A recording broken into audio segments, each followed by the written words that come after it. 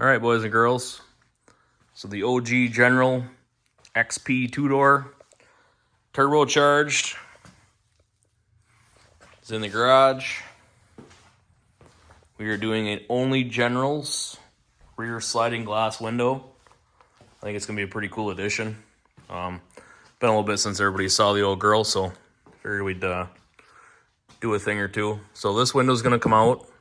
This is the Polaris lock and ride, and I believe it's gonna, this plastic panel here, a lot of people have problems with them.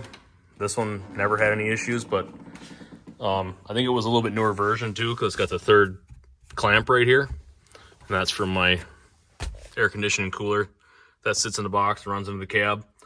So we gotta take the speakers down for the ride command, the stage 4, and then I think just basically loosen the clamps a little, turn the clamps out, pull the window out. We'll have to take the roto cap off because it's in the way, and I think that's maybe about it. I don't think it should be too big of a deal.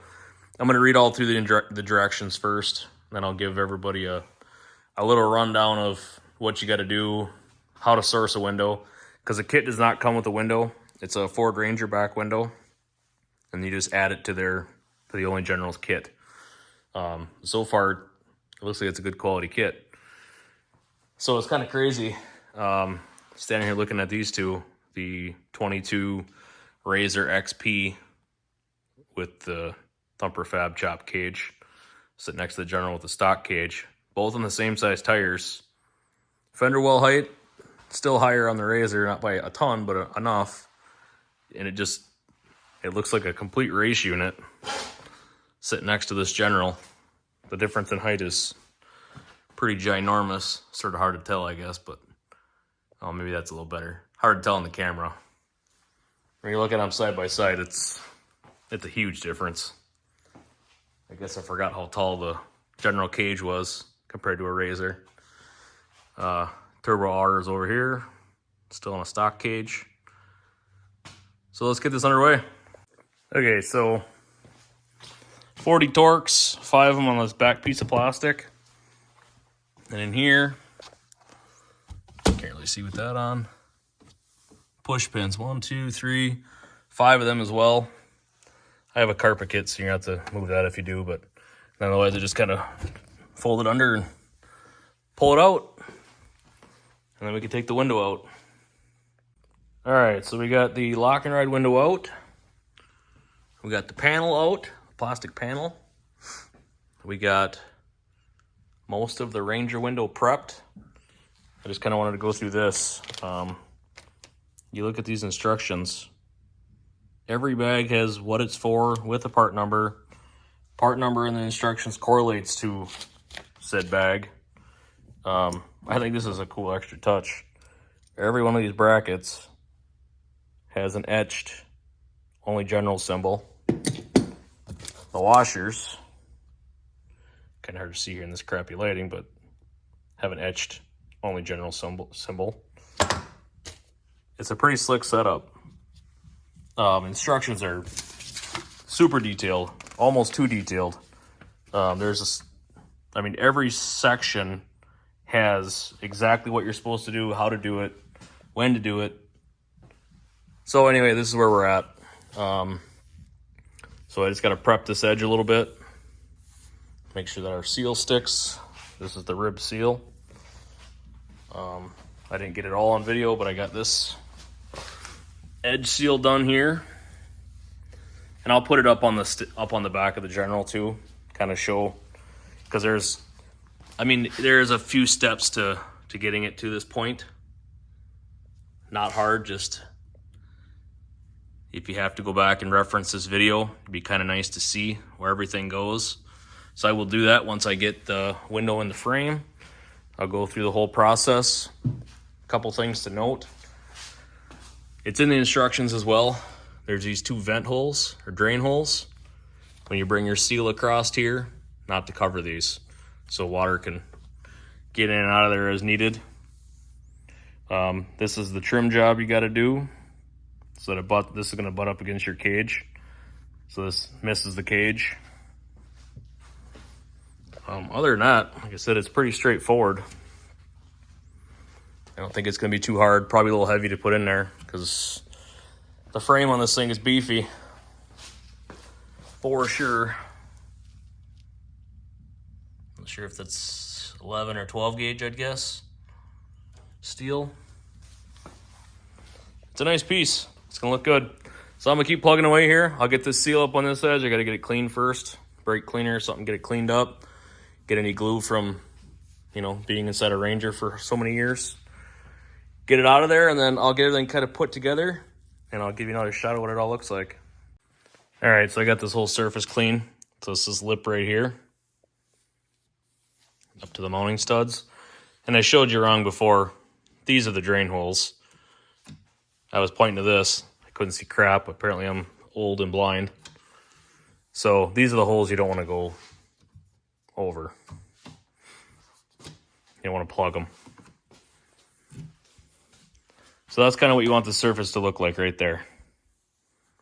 Mostly clean. Get all the butyl off there. Looks like a little work there yet. Get all that butyl glue off of there. And we'll put the seal on here. Be ready to put this baby together. Pretty jacked. Okay, so far this is what I got. That's the first starting point. That's the first drain, not to cover it.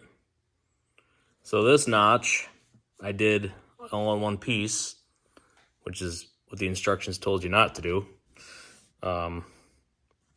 It's kind of more of a pain that way. I laid it out and just set it in place. But what happens then is you're going to get a little bit of, you know, it could get loose here or tight here or whatever, then it's not going to lay down right.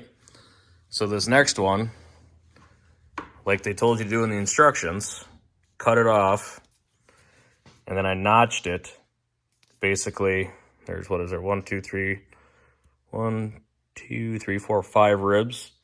So cut down 3, and then on that second rib, cut into that notch. And then, once you stick it in place, obviously it's hard to do with one hand, but then you'll have a nice tight seal that way, and your seal will stay laying flat. So, just a quick tip.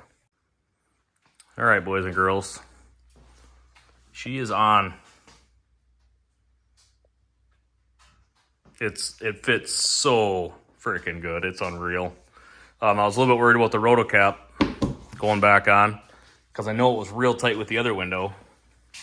So the rotocap has this little notch out of it, so it actually like sits tight against the plastic that was here before. So you can see it still does that.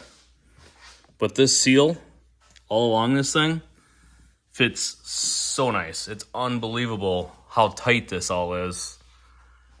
I just took her for a little ride, and it's definitely going to help. So I had this carpet kit in mind, and I wasn't 100% sure how that was going to work, so I pulled the carpet kit back, put the window in, and I'm like, no, you know what? There's room there, because the seal's like back here, and those little pins are like here. So I put the carpet back in, put the window over top, and there's no interference.